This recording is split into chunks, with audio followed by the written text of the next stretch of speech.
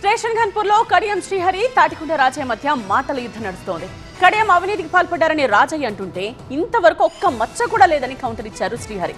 ఇద్దరి మధ్య జరిగిన డైలాగ్ వార్చుద్దాం. రాజయ్య పట్ల నాకు సానుభూతి ఉందండి. ఒక మాటలో చెప్పాలంటే రాజయ్య గారికి టికెట్ రాకపోవడానికి కారణం నేను కాదు. రాజయ్య గారికి టికెట్ ఇవ్వద్దు అని చెప్పి ఎర్రబెల్లి దయాకర్ రావు గారు, పల్లరాజేశ్వర రెడ్డి గారు ఇద్దరు కూడా ఈయన దళిత బంధు అమ్ముకున్నాడు, ఈయన టికెట్ ఇస్తే మనం గెలవమంటే అప్పుడు నన్ను పిలిచి మీరు పోటీ చేయాలని చెప్పాడు. కానీ మా అమ్మాయికి బీఫామ్ ఇచ్చినట్టుగా కానీ నిధులు ఇచ్చినట్టుగా కానీ కేటీఆర్ చెప్పినా, హరీష్ రావు చెప్పినా, కేసీఆర్ చెప్పినా మా అమ్మాయి నేను ఇద్దరం కూడా మా పదవులకు రాజీనామా చేస్తాం. It's a challenge. బయట వేదవులు చాలామంది మాట్లాడుతుంటారు, అవి పట్టించుకోండి.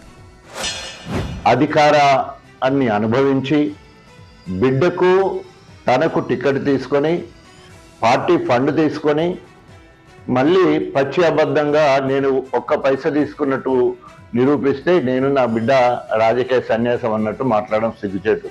స్వయంగా కేటీఆర్ గారే బీఫాము పార్టీ ఫండ్ తీసుకున్నాడు, నా దగ్గరికి వచ్చి 5 కోట్లు అడిగిండు అని చెప్పేసి మాట్లాడిన సందర్భం నేను గుర్తు చేస్తా ఉన్నాను.